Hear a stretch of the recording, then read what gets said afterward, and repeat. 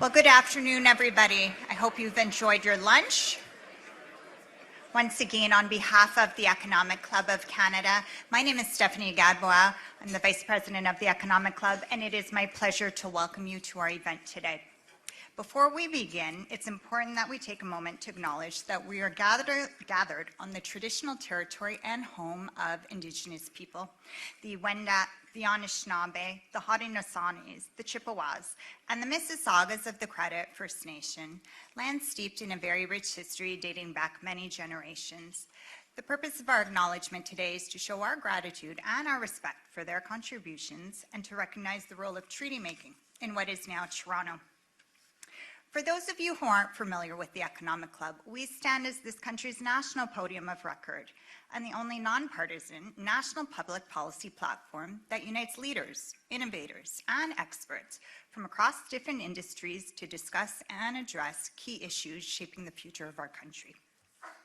Our foundation is firmly Canadian, yet our influence really spans well beyond our borders. Our commitment to fostering collaboration, promoting thoughtful debate, and encouraging action continues to drive all of the work that we do. The Economic Club is more than just an event podium. It's a platform for transformative ideas, helping to guide Canada towards a brighter and a more prosperous future. We are thrilled to welcome the Honourable Pierre Poilievre, Leader of the Opposition, to our podium today. But before we hear from him, I'd like to introduce Shelby Cramp-Newman and Michael Chon, both members of Parliament. They're here to offer a few opening remarks to get us started. Let's give them a warm welcome.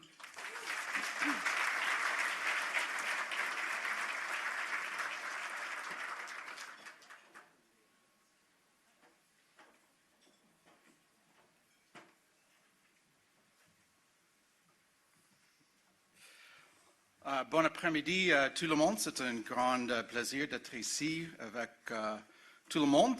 Nous sommes ici aussi avec des députés parlementaires. We're here with two of our colleagues, MP Jacob Mantle and MP Roman Baber, who would stand and be recognized. Two of your hardworking Conservative MPs, among others, in the Greater Toronto area. So thank you very much, both of you, for coming out today. My name's Michael Chong, and I've been the Conservative Shadow Minister of Foreign Affairs for several years now. And today I'd like to speak briefly about why this moment matters and why we as Canadians, as Conservatives, are taking it so seriously. Canada has entered a period of uncertainty in our relationship with the United States and our place in the broader global economy. Trade is more volatile. Security threats are rapidly evolving. Supply chains are being rethought, and decisions made abroad are having real, serious consequences for Canadian workers and for communities across the land. Businesses, like many of you here in this room, are reeling from the disruption to global markets. And Canadians feel it at the grocery store and in the security of their jobs. And journalists and policymakers see it in a country where our long-standing assumptions are being tested and challenged each and every day. Comme beaucoup d'entre vous le savent, les conservateurs à Ottawa ont travaillé avec le gouvernement lorsque c'était dans l'intérêt des Canadiens, que ce soit pour accorder de nouveaux projets afin de prouver des projets créateurs d'emplois ou pour mettre en œuvre des accords commerciaux avec de nouveaux partenaires à travers le monde. As many of you know, Conservatives in Ottawa have been working with the government when it's in the interests of Canadians and Canada. Whether that's granting new powers to approve projects in the national interest, or implementing and fast-tracking trade deals negotiated by the government with new trading partners around the world. But as you know, in our constitutional Westminster parliamentary democracy, the opposition's role isn't just to rubber stamp the government's edicts, nor is it to merely oppose. Conservatives have a vision for Canada and its economy and a way forward for these uncertain times. And that vision is what our leader, Conservative leader Pierre Poilievre, wants to share with all of you here today. A plan to make Canada stronger here at home, so we have more leverage abroad. A plan that focuses on things that we can control and on what we can do, rather than how we feel about things beyond our control and beyond our borders. And so to that end, I'm pleased to introduce my friend and colleague, someone with first-hand experience into these issues, Conservative Shadow Minister for Canada-U.S. Trade, Shelby Cramp-Nyman.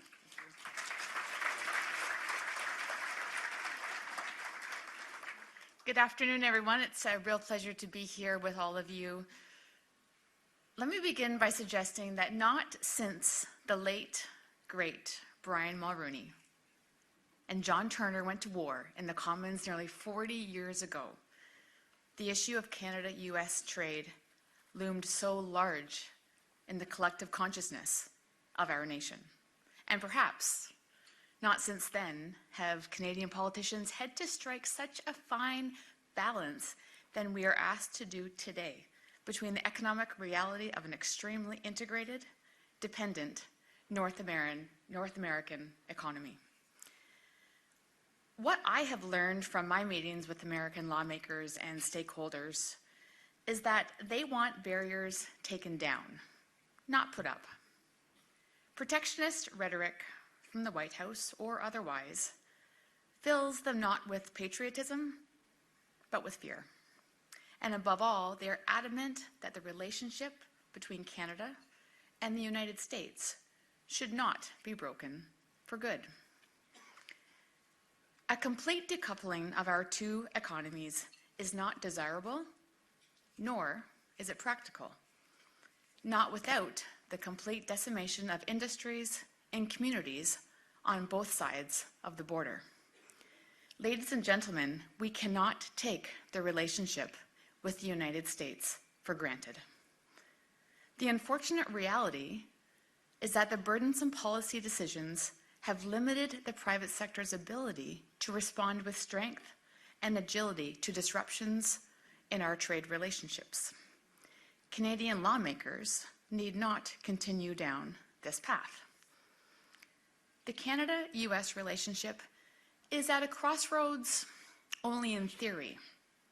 We are a century-old relationship that will not be defined by who is in 24 Sussex or 1600 Pennsylvania Avenue. The government needs to be extremely careful of sacrificing long-term economic stability for short-term domestic political support. Trade is not finite. It is not an either-or. The good news is that we can repair and reinforce our trading relationship with the United States while concurrently opening up opportunities abroad. As my colleague mentioned earlier, we can make Canada stronger at home, so we have more leverage abroad. This is what Conservatives and my father did under Stephen Harper. And this is what Conservatives and I will do under the leadership of the man I have the great honor of introducing today. Pierre grew up in Alberta as the adopted son of two school teachers. He now lives in Ottawa with his wife, Anita, and their children, Valentina and Cruz. I've known Pierre for more than 20 years, and I'm proud to call him a friend. As a member of Parliament and former minister, he helped the previous Conservative government cut taxes, balance budgets, deliver affordable homes, and crack down on crime and corruption. Ladies and gentlemen, please join me in welcoming the Leader of His Majesty's Loyal Opposition and the Conservative Party of Canada, the Honourable Pierre Poilievre.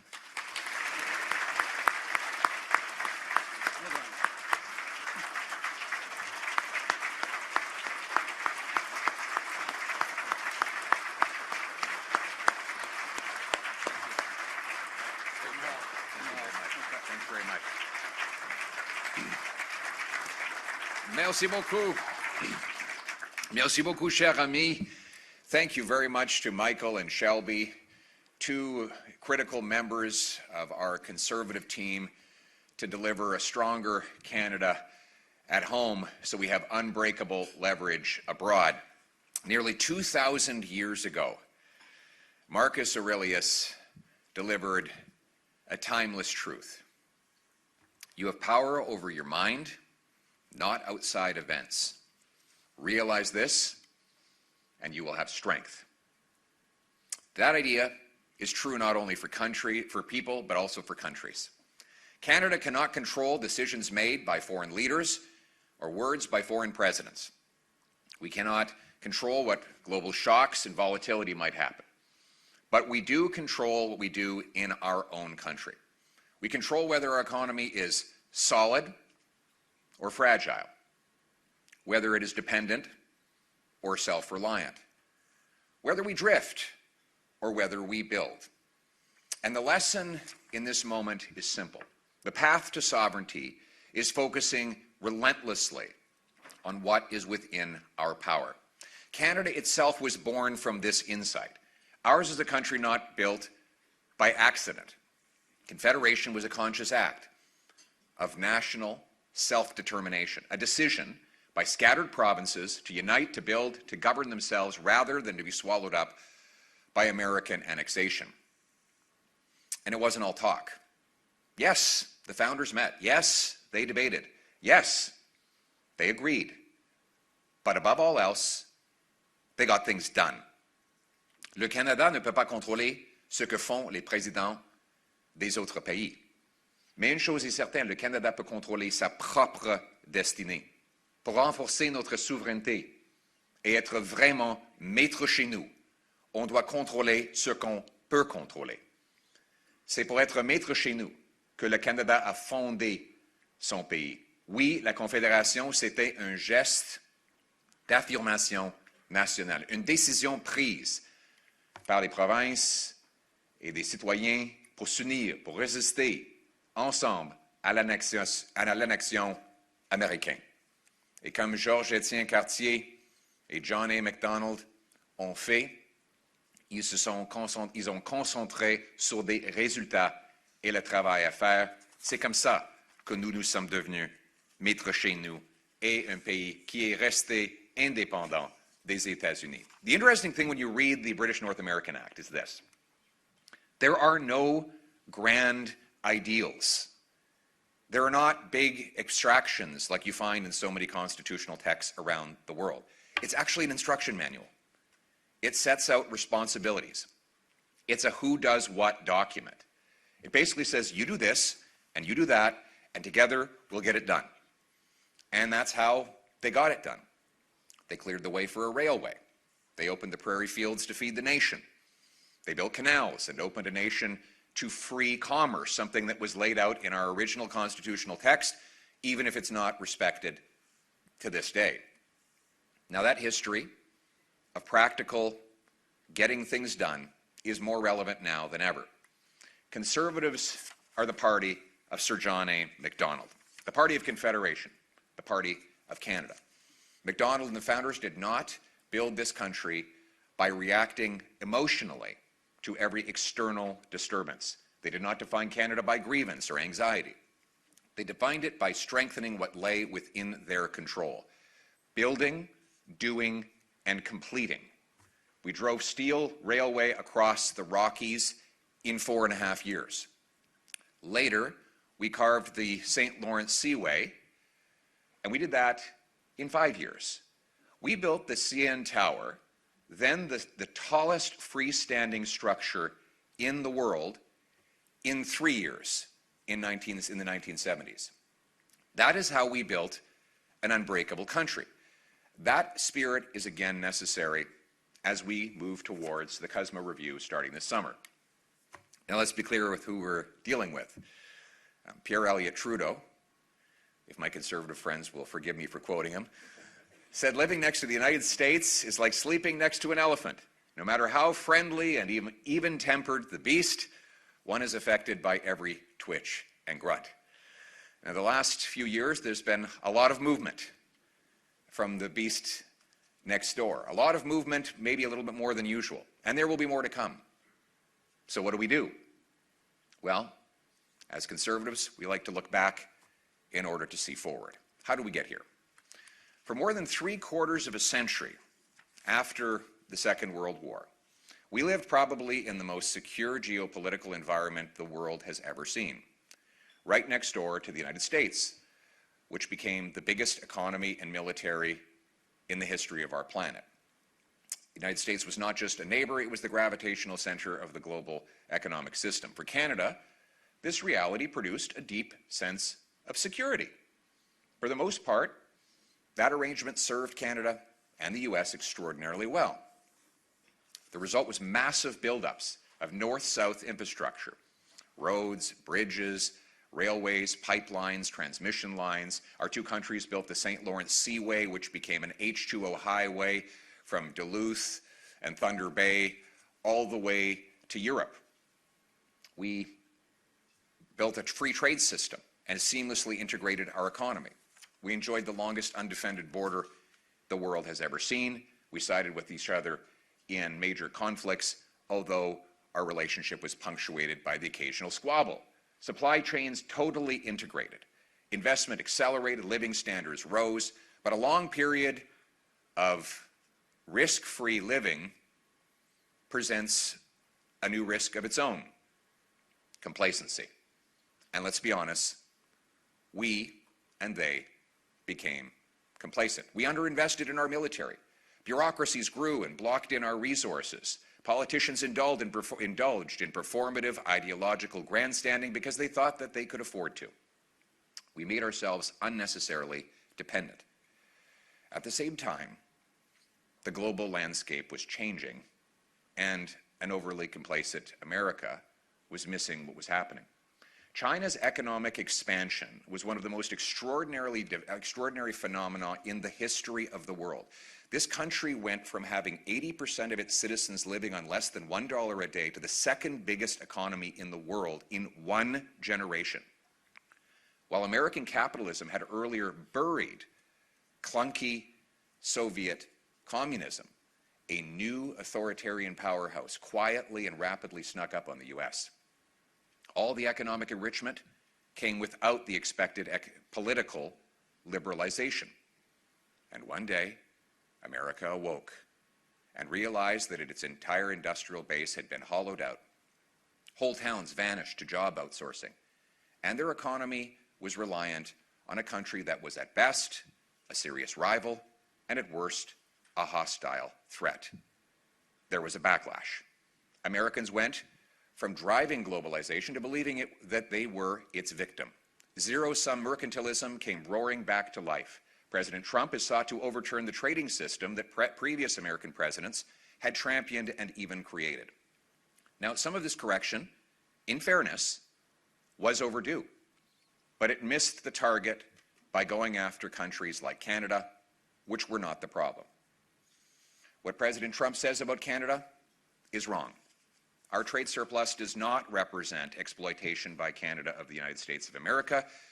Quite the opposite, in fact. It is the result of us selling very good and very well-priced, in fact, below market-priced raw materials, which America then upgrades and turns into massive profits for its economy. Ironically, U.S. workers gain six-figure salaries, turning our raw meat material into profit to their country, and they owe a big debt of gratitude to politicians and bureaucrats in Canada who have blocked us from building the necessary infrastructure to take those resources to world markets. He's also wrong to ignore the sacrifices Canada has made for the United States. Canadians fought and died along Americans in Afghanistan. And let's be clear, we did that exclusively in response to an attack on our American neighbors. We also fought and bled along America, not just in the trenches of Western Europe, but in Alaska's Aleutian Islands, defending American territory in the Second World War. And of course, we joined rapidly to fight communism in Korea, and in countless other ways, our cooperation, whether it's NORAD or our efforts to secure the Arctic, have been beneficial to both countries. And let's be clear about another thing. The President's talk of 51st statehood, whether it is a joke or not, is unacceptable. It goes without saying there is zero chance of Canada ever being a part of the United States.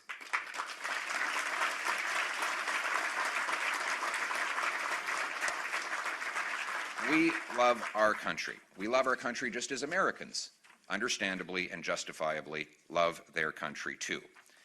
And that's why so many Canadians are upset by the President's comments and trade actions, especially considering that Canada and the United States will always be neighbors. Geography is the most permanent factor in international relations. No country can call up a realtor and relocate.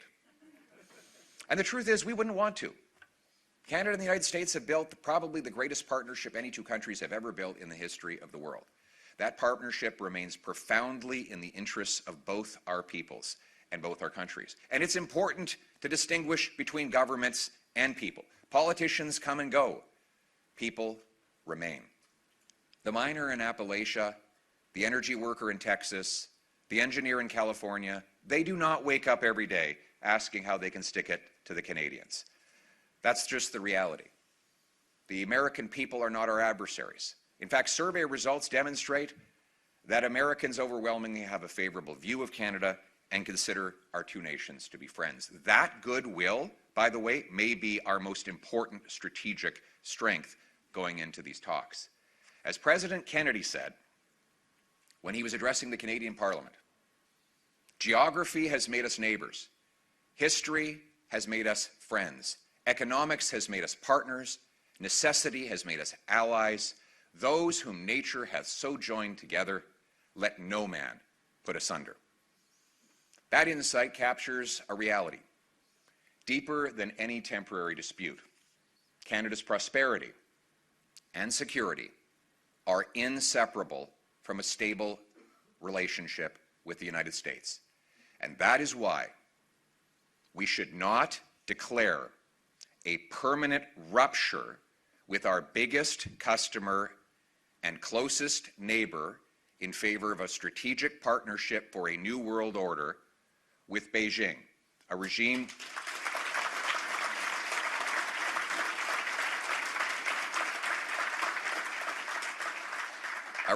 the Prime Minister himself said was the biggest threat to Canada just a year ago. Now, we seek no fight with China or its people, who make up a brilliant and extraordinary civilization. But its government and its proxies have kidnapped our citizens, stolen our technology, interfered in our elections, and pushed fentanyl into our streets. Canada should talk and trade where prudent, but never make the mistake of confusing engagement with dependency. China is not a substitute for the United States of America.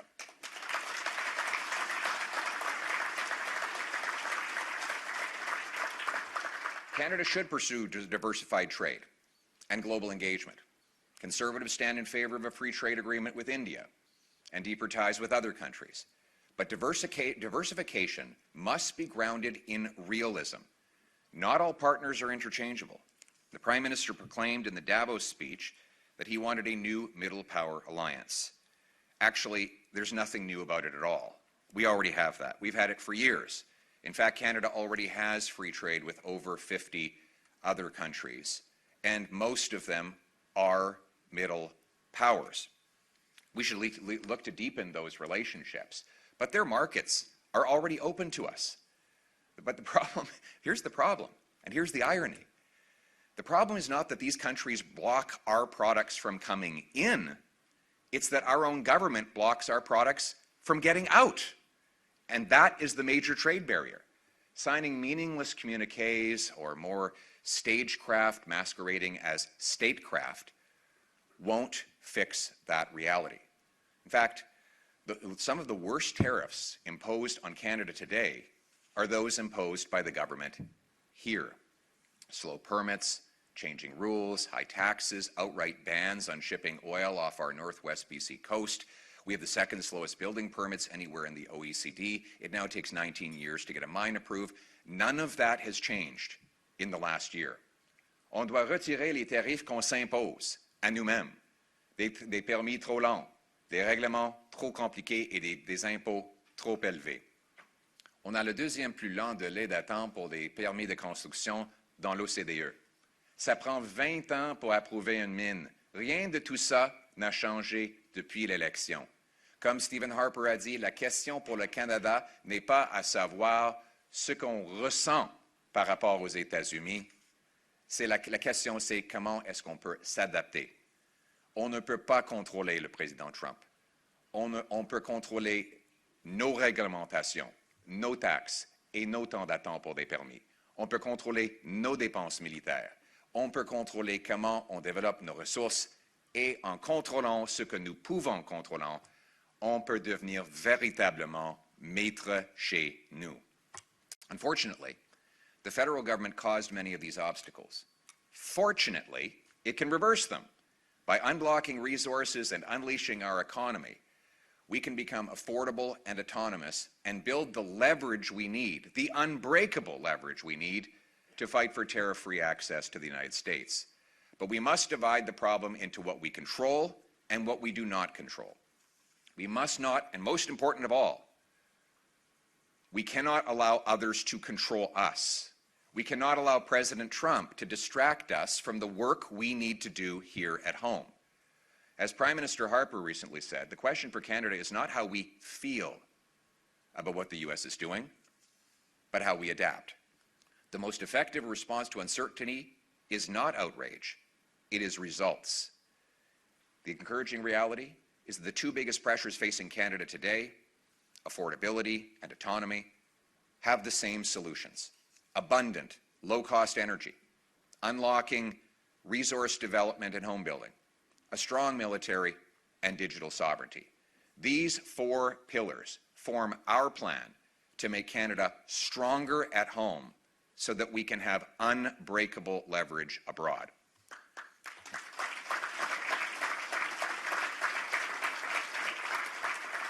La bonne nouvelle, c'est que les mêmes solutions peuvent nous permettre de régler nos deux problèmes principaux, l'autonomie et l'abordabilité. Nos solutions, c'est de l'énergie abondante et abordable, de libérer nos ressources et accélérer la construction de maisons, une armée forte et une souveraineté numérique. Ce sont les 4 solutions de notre plan Maître chez nous pour renforcer notre souveraineté.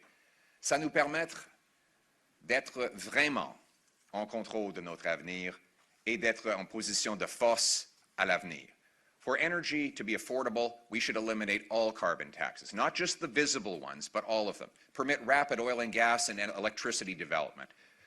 Boost our dollar by selling our resources to the world and increasing the purchasing power of our people. We should cancel EV rebates that subsidize foreign automobile production. Instead, take sales tax off of vehicles made here in Canada.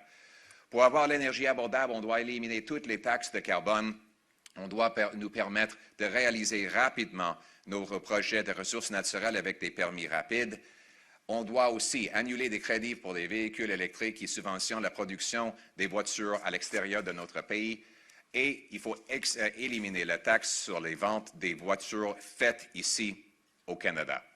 We must unlock the most tariff-proof industry we have in Canada, home building.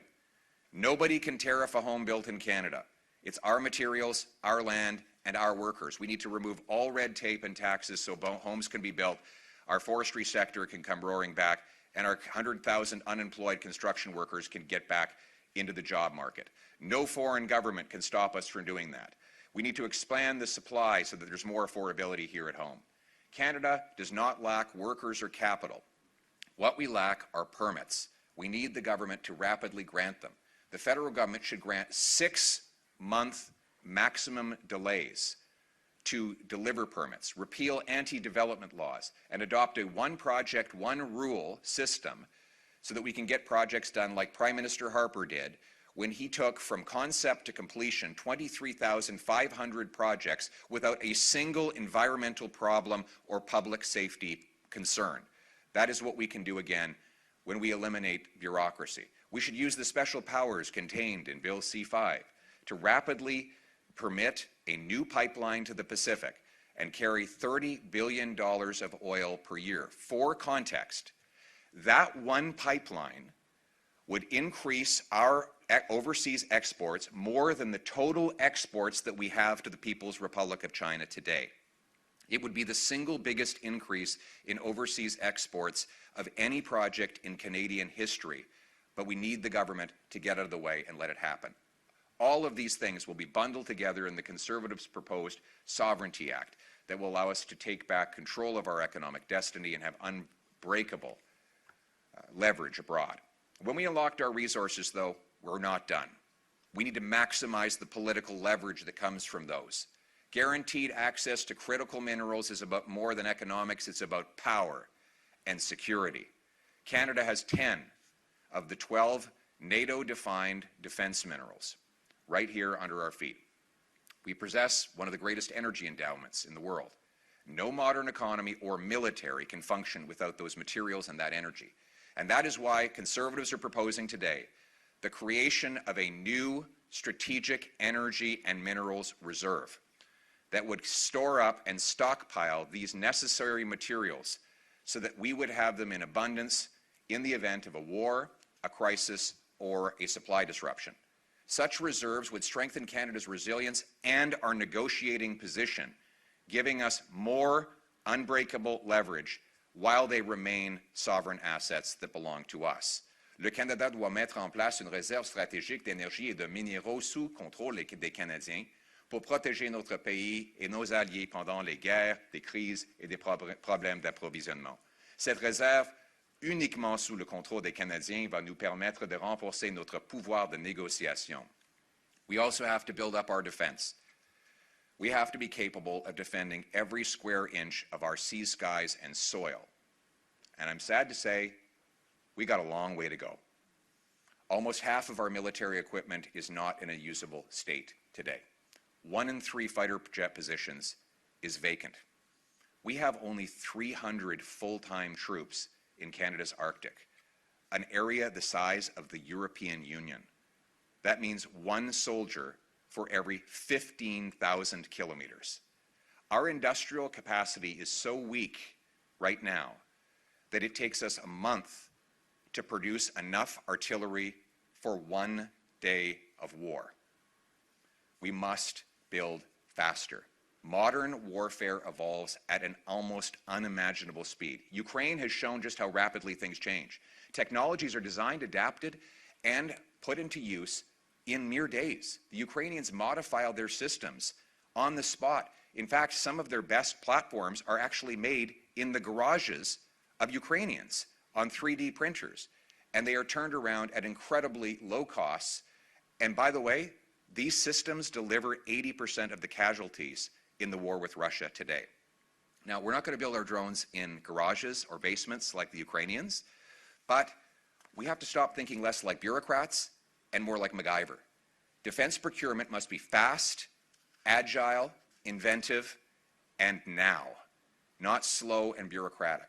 Rebuilding our forces will require serious investment, but let's be clear, spending is not the objective. It is a means to an end.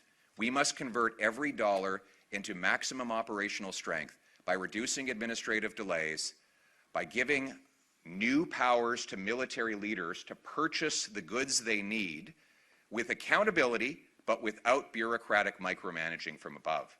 They must be able to buy technologies that don't yet even exist. History shows us how. You know, the United States, when it procured its first fighter plane in 1907, it did it with an RFP that was 3 pages long. And the Wright brothers delivered that flying machine, not because there was an elaborate process filled with committees and bureaucrats and paperwork, but because they had a clearly defined outcome and they were paid when they delivered the result. We must do the same. We must also reassert our control and our dominance over the Canadian Arctic. We will take back our north and ensure that no foreign power ever threatens our security. New bases are needed in Iqaluit, Churchill, and Inuvik. 4, not 2 icebreakers must be built and deployed. Accelerated procurement of submarines, tactical helicopters, satellite ground stations, and over-the-horizon radar. Rapid deployment of drone capabilities that cover our vast territory at low cost and limited risk to Canadian lives. Expanded recruitment that is based on performance and merit, not political correctness. And we must stand by our veterans and make sure that they are treated as the very best we have.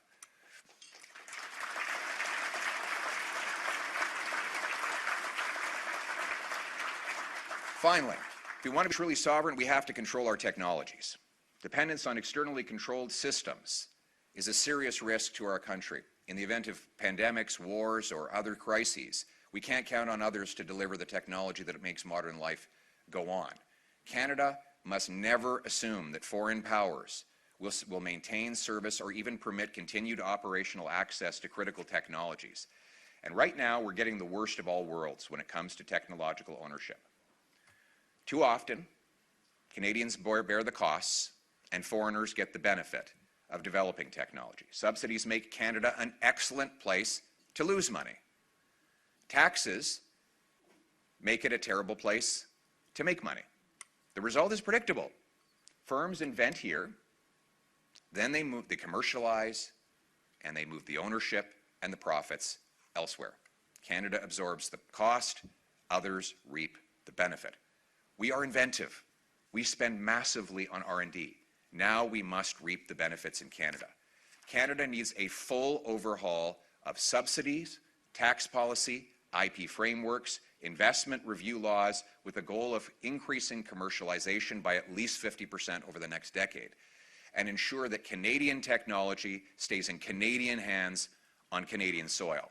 That means requiring anyone who offshores IP that was developed with Canadian tax dollars pay those tax dollars back.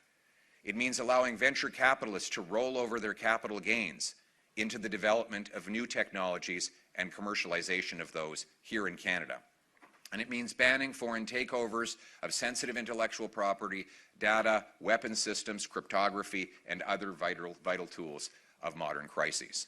On peut seulement être maître chez nous si on contrôle la souveraineté numérique. On ne peut pas dépendre entièrement des autres pays.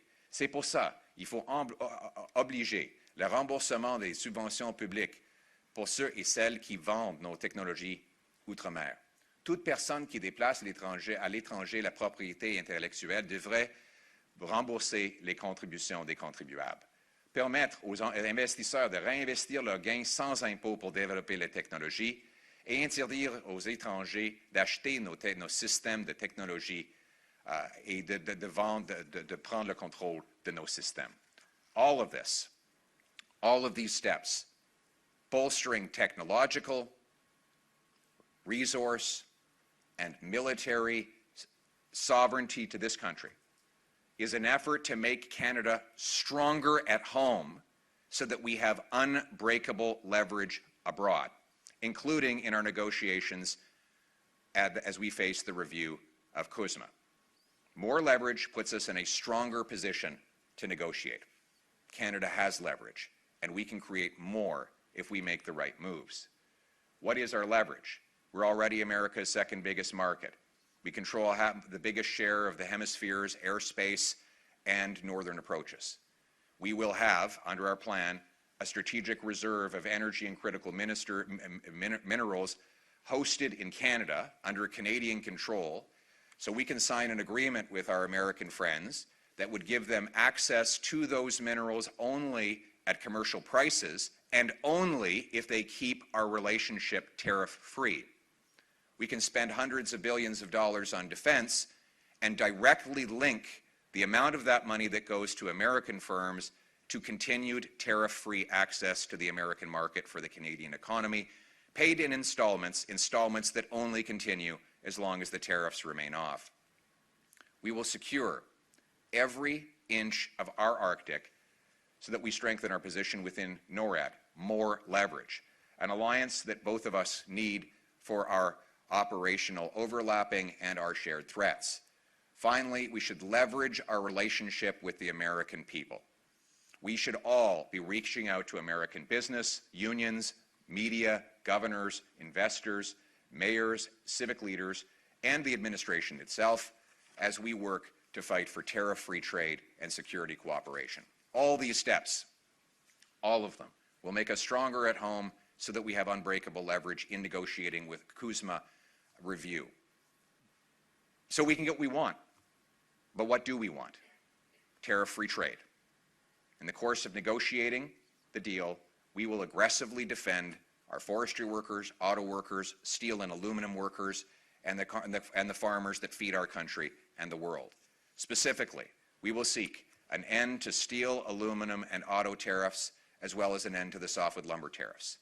And today, I am proposing that Conservatives will fight for a tariff-free auto pact with the United States, with shared protections against Chinese imports. In short, here's the deal. We should agree to keep Chinese vehicles out if Americans agree to let Canadian vehicles in.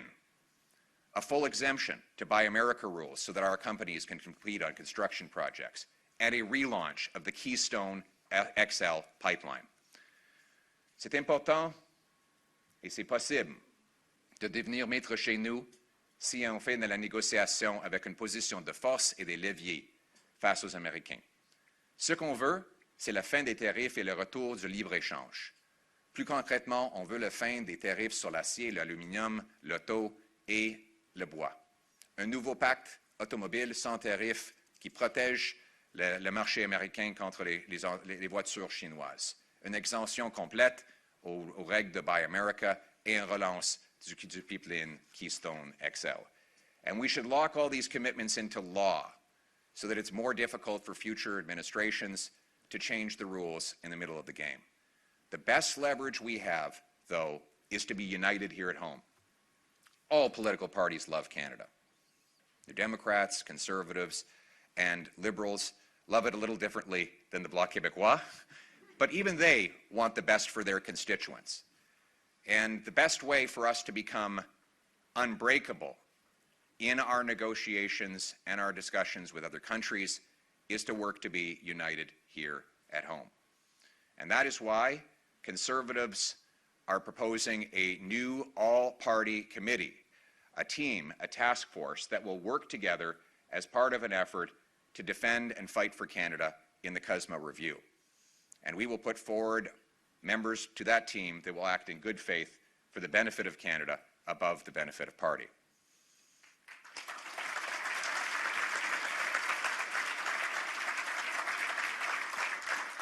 Let's be clear, though. Cooperation cannot mean silence. Opposition, the official opposition, has a constitutional and patriotic duty to scrutinize the government and to hold it to account. Abandoning this responsibility would not strengthen Canada, it would weaken it. We will work together where we can. We will oppose where we must, because loyal opposition is not just our job title, it is our national interest. Devenir maître chez nous, c'est la souveraineté qui devient réalité. On doit s'adapter et rebâtir notre pays avec la détermination, avec ceux qui comprennent que le destin du Canada ne sera jamais décidé par Washington, ni Pékin, ni ailleurs. Mon ambition, c'est que le destin de notre pays est déterminé par nous, les Canadiens, qui travaillent ensemble pour être maîtres chez nous.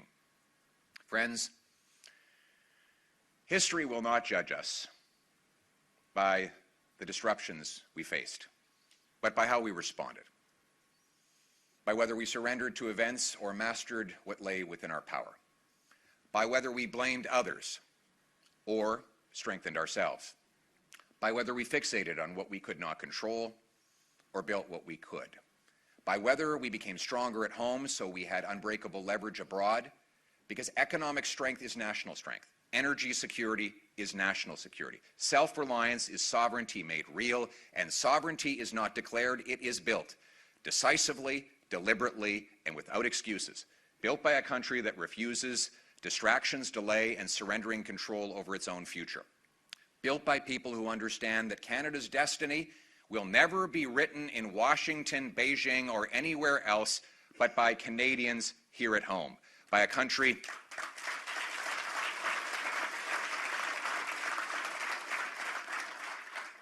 that stands on its own feet, is master in its own home, that bows before no nation, and a country that is unbreakable. My friends, my ambition, and I believe the ambition of all Canadians, is for Canada to be that country. Thank you very much. Merci beaucoup.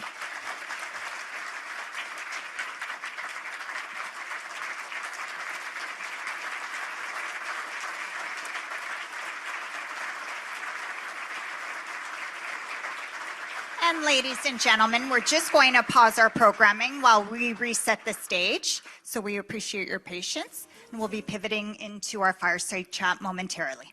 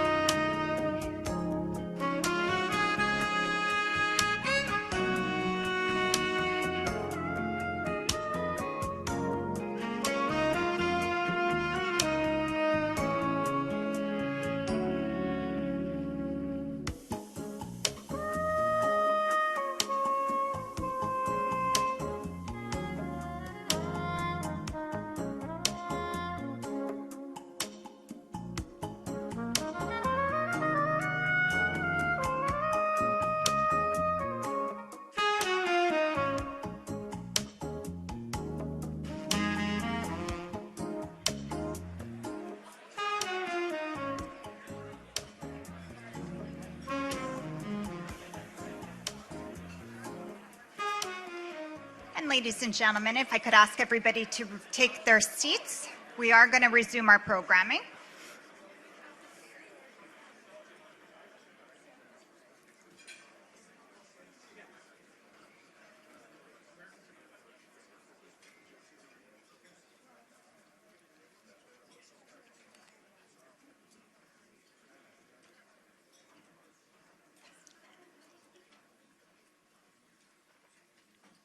Okay. We're now going to pivot into the fireside chat portion of our event. Here to moderate the conversation is Lisa Raitt, Vice Chair, Office of the CEO at CIBC and a former federal cabinet minister. And she's going to welcome back Mr. Pierre Poilievre. Let's give them a warm welcome.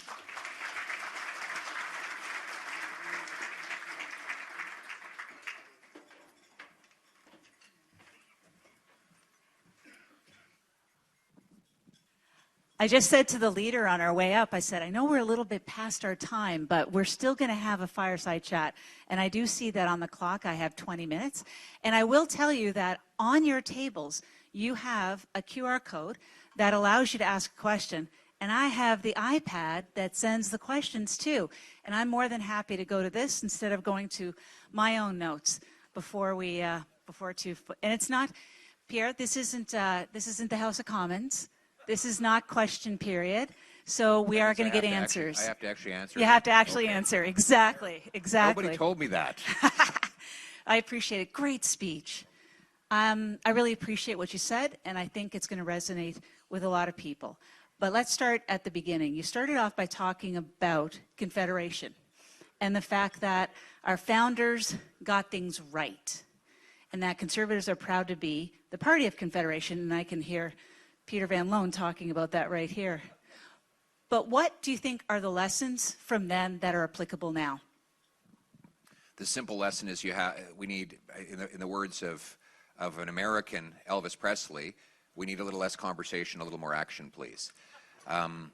Back in the late 1860s, let's look at the environment they were in. The Americans had just finished Civil War. There was a lot of political upheaval south of the border. The President Lincoln, just before his assassination, had turned against free trade, and there was a strong protectionist wave that was overtaking the U.S. Psyche again. And instead of being divided and standing in our own way, we united and got out of our own way. We united the country. We put together a British North American Act, which had great, very practical economic freedoms in it, like interprovincial free trade. We created an economic union. We got busy building, decade and a half later, we got busy building massive infrastructure projects. All of this to say, yes, we all focus on the meetings that happened and the conversations and the documents that were written, but what we forget is that what bound us together were real, practical, tangible works that we got done. Yeah. And that's what we need right now so that we can be stronger at home and have unbreakable leverage abroad. I agree. What I take from your speech is that you're very calm. You have a very calm tone when it comes to talking about the United States. But Canadians are pretty angry about what's happening. So why aren't you angrier about this? Well, because what would that do? Would that get the auto worker in Windsor working again? Would it allow people to put food on their table in Hamilton or the Sioux? We have to focus on what we can do and what we can control. That's all we can do. We can't control what the president, and this is, by the way, something that Mark Carney has said, and I agree with him. He has said that we cannot control what the U.S. president says or does. We can control what we do on this side of the border in our own national interest. And by focusing on what we can control, then we can determine our own destiny.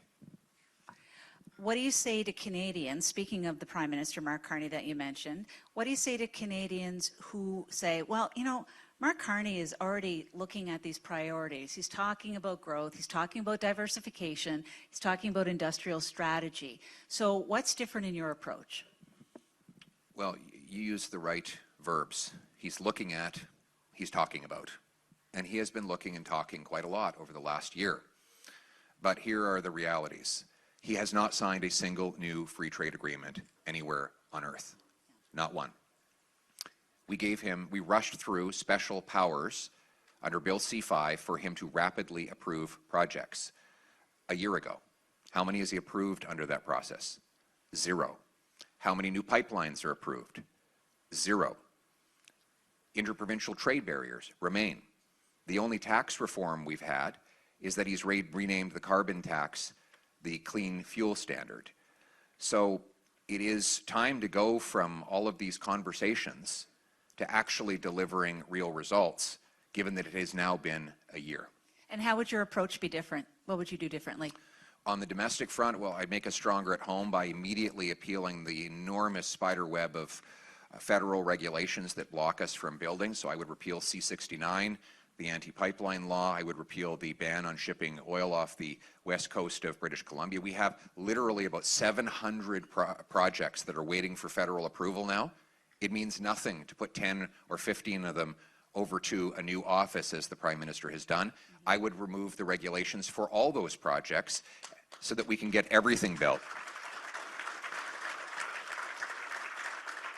I would eliminate the capital gains tax on anyone who reinvests money in Canada so that the $500 billion of investment that has gone south can come back tax-free to our country.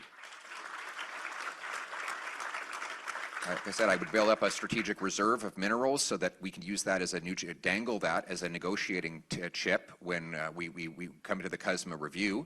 I would basically focus on building up our strength so that we have unbreakable leverage facing down the Americans across the border. Yeah. In order to get that tariff-free status. That's right. because otherwise we are looking at tariffs on something, on a deal that we already negotiated to get free tariffs for. We gave up things to get to the free tariff status we are in a free trade deal. Yes, exactly, and we shouldn't have to give up any more. And my plan sees us build new leverage that we can use to get those tariffs knocked down. That is, I think, the most pragmatic way, because ultimately, I mean, we know this president is not going to do anything for us to be nice. We have to have unbreakable leverage going into these talks, and the conservative approach is to build unbreakable leverage. Did you see the news report that there is an Australian LNG ship that's going to discharge in St. John, New Brunswick? What do you think about that? It makes me depressed. You think about this, we have 1,300 trillion cubic feet of natural gas, and yet we are importing gas from Australia. It's literally easier today to ship natural gas in liquid form from the other side of the world than it is to get it right here in Canada.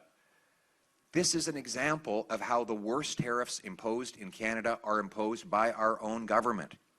When we repeal C-69, we can pipe and frack and put that gas in liquefaction terminals that lower it to minus 61 degrees Celsius, liquefy. We can ship it all over the world in addition to supplying all of our needs here at home.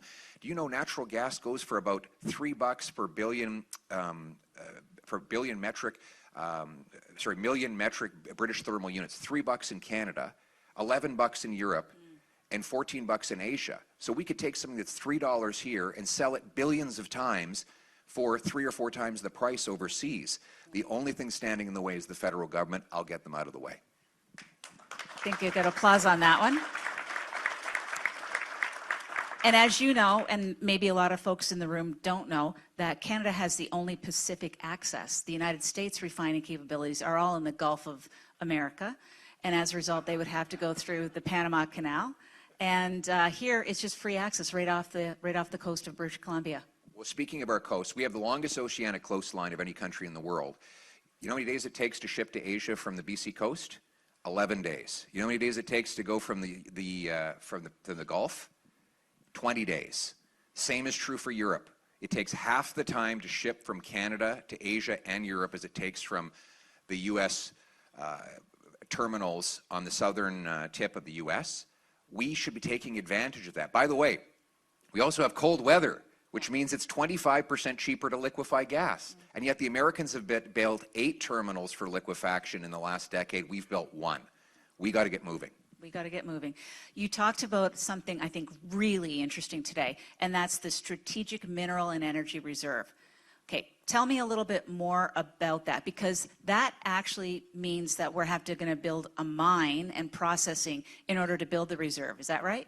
That's right. Okay. And we're looking at ways right now. Our shadow cabinet is building out a plan that could include a number of things like incentives for the private sector to build up these reserves and store them, price floors that will make it attractive, guaranteed minimum buying, so that there would be an incentive to accumulate the reserves. We have 10 of the 12 NATO-defined defense minerals that you would need in war. And if we have a reserve of those 10 minerals here in Canada, then every country in the world is going to want to be our friend. The Americans don't have all of those minerals or the capacity to mine them. If we were to make clear that these reserves will be kept on Canadian soil, under Canadian lock and key, but that our allies would have access to them in the event that we're on the same side of a global conflict, and in the event that they provide us with tariff-free trade, then we're building up unbreakable leverage to get what we want. So that's why you view it as a bargaining chip at the CUSMA table. It's all about leverage. You also mentioned a tariff-free auto pact. Now, auto pact is an old term. It's an old term that we used back in our original agreements with respect to the United States on autos. How is that different than just going back to the way we were pre-tariff CUSMA? Well, the Americans have made it clear that they do not want Canada to become a backdoor entry point for China. They don't want Chinese vehicles, Chinese parts and steel and aluminum to make it through the funnel of a third country. And at the end of the day, we ultimately have to recognize that our auto industry requires integration with the United States of America. We are not going to be competitive otherwise. And right now, we're staring down the barrel of zero chance of getting back into the American market under the current trajectory. And so what I would say to the Americans is that we will keep Chinese automobiles out if you let Canadian automobiles in. So we leverage our interests and we get the access we need. And you don't have an objection to electric vehicles writ large. You're just saying that let's get rid of the subsidy because we're really subsidizing BYD in China. Free market in that sense. People want to drive electric, they can drive electric. But frankly, electric sales are falling off a cliff right now. And what I disagree with the current Liberal approach is they want to put all of our subsidies and all of our policy behind a mode of transportation that is declining very rapidly in sales and try to sell those vehicles in faraway lands where we have huge transportation obstacles. When in fact what we should be doing is allowing the market to determine whether it's electric or internal combustion, and we should be taking sales taxes off vehicles made in Canada so there's a powerful incentive to repurpose production to this country. One of the things that you mentioned under digital sovereignty and innovation, Pierre, is the fact of what we face in this country, and a lot of people complain about it, and that is we invest in a business, they develop incredible technology, they get to a certain point, they can't grow anymore, and they sell to the United States. And we're not against the people who sell to the United States and make their money, but there has to be a stop at some point in time in order to be able to take advantage of the technology. And a prime example is direct air capture with respect to the sale to a U.S. Oil company. How would you tackle this issue? Because it's been around forever, lots of governments kind of ruminate on it, but what do you think is the way to crack that code? You're Irish, aren't you? Yeah, 48, 52, Scottish-Irish. Wow. Yeah. Only two types of people, those who are Irish and those who wish they were. But I bumped into the Irish ambassador. My grandfather came from Ireland because Ireland was poor. You know, Ireland's per capita GDP is twice Canada's today. The Irish are twice as rich as Canada today. It's incredible. What did they do? They massively cut taxes on investment and on work. They deregulated, they sped up permitting, and they made their IP system rock solid. And now technological companies from around the world choose to locate in Ireland, which ironically has meant far more revenue for their government than when they had higher tax rates. Meanwhile, here in Canada, we've taken the opposite approach. We pile billions of dollars of subsidies into R&D. So companies and researchers are happy to come here to take that money, they develop the IP, and as soon as it's profitable and taxable, they sell it off to Ireland, to the United States, Switzerland, Singapore, and others. We have to reverse that. We have to eliminate subsidies for companies that take the technology out of Canada and cut taxes for those that keep technology in Canada. Explain again, if you wouldn't mind, the capital gain idea that you came up in the last election, because it was extremely popular, I have to say, and it caught a lot of traction. Very simple. You sell an asset, you reinvest it in Canada, you pay no cap gains on it. And when you eventually fully dispose of the asset down the road, or after all of the sales, you eventually dispose of it, and you want to take the money and go on a cruise or something, at that point, you will pay your full capital gains obligation. So the government will get its pound of salt. But in the meantime, the capital can roll over and grow and grow and grow, opening factories, inventing technology, digging mines, building up our country. And we can reverse the terrible record we have on investment in this country by making it possible for capital to grow tax-free. There's a lot of young people in the room today, Pierre. You attract a lot of young people, actually, through social media channels. I know my sons are big fans, and I know you got absolutely swarmed when you went to the Blue Jays games during the time. But there's a really big question here. I mean, they're working multiple jobs. They're seeing themselves taxed. They can't get into the housing market. There's a lot of frustration. So how are you going to address that? What are you keeping in mind? Homes, jobs, hope. Start with homes. This is the first generation in our history that can't afford a home. And why? We have the fewest homes per capita of any country in the G7, even though we have by far the most land to build on. And the reason is that about, depending on the jurisdiction in Canada, 1/3 to 2/3 of the cost of a new home is government. It's taxes or delays and other red tape. I would eliminate all taxes, all federal taxes on home building. I would incentivize municipalities to cut back on their development charges. They should not be charging anything more than is directly necessary for pipes, parks, and other infrastructure.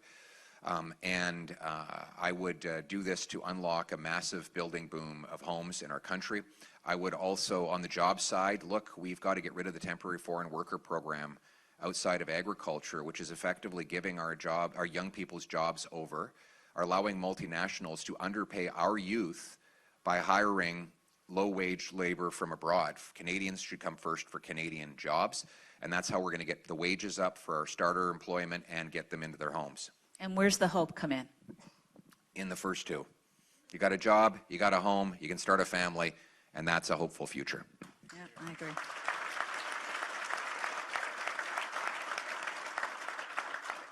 The second most popular question from the audience is, in business, you may dislike key customers, but you still treat them professionally. How would you handle that dynamic with Mr. Trump and the U.S. as our largest customer? Well, I would do as Prime Minister Harper said. We should focus not on how we feel, but on what we have to do to adapt. Focus on what is within our control. At the end of the day, President Trump will be in the position for the next 3 years. We have a relationship with the United States of America that is centuries old, and it will survive centuries later. So we have to keep our mind on the long-term interest of our country and focus on the things that will protect the jobs and livelihoods of the people here in Canada. What does, in your view, you're thinking about, you're asking for an all-party working group on CUSMA. From a Conservative point of view, what does a good deal look like? Tariff-free access to the most lucrative market in the world. And who are you going to put on who are you putting up from the caucus to sit on the working group here? I think there's a few in the room who may want to know. We've got some very smart people here today, but some very smart people. And I don't want to name any of them because by omission I'd be leaving someone out. But why don't we talk offline, because I know you'll have some names too.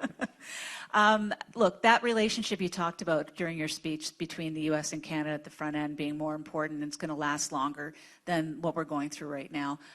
You encouraged folks to reach across the border, and you encouraged them to talk. So what is the best path forward in making sure that the relationship is long-standing? I think we need to very aggressively fight for Canada in the United States of America. We have to make the case to the American people about the enormous benefits that go to them by having us as their northern neighbor. And I think in making those arguments, the political incentive will be there for Congress and even the White House to take a position that is in our interest. One of the, I work at CIBC now, and one of the things that we encounter with the businesses that we advise is the fact that 90% of their product is going to the United States. They manufacture here or they formulate here, and it's really expensive with the tariffs to send down there, and they're thinking, well, why don't I just move? What should we be saying to them? Well, we want to make this the most attractive place for them to stay. And as Prime Minister, I would make our economy an even better place to do business. Wilfrid Laurier had a policy that Canadian taxes always had to be lower than American taxes to resist the gravitational pull of jobs moving south. And we have to be even more competitive than the Americans because they have economy of scale. And that means focusing on what we can control, massively cutting taxes on work, investment, energy, home building, having the fastest permits in the OECD. Imagine if we set a deal. Sit down with all the premiers and mayors. We're going to be at all 3 levels of government the fastest place in the developed world to get a permit. Wouldn't that be an excellent challenge to set for our whole country? Yeah, and making it so that the charges associated with building the home doesn't exceed the market price of it, meaning that you can't even start them. I have a request, I think, from Table 8 to give a wave to the Toronto Metropolitan University kids who are here today. There you go. We got the kids Get there, them the away. future. Sorry. Homes, job, hope. I shouldn't say kids. My sons would kill me for saying that. But nonetheless, Pierre, we're out of time, but I want to thank you very much for your words today and your thoughts. Any last minute thought you want to share with the audience vis-a-vis Donald Trump in the United States? We have to fight for Canada, and that means focusing on the things that we can control. We have leverage. Let's not underestimate our strength. Let's build on that strength and use it to fight for our jobs, for our people, and most of all, for our country. Thank you very much. Thank you.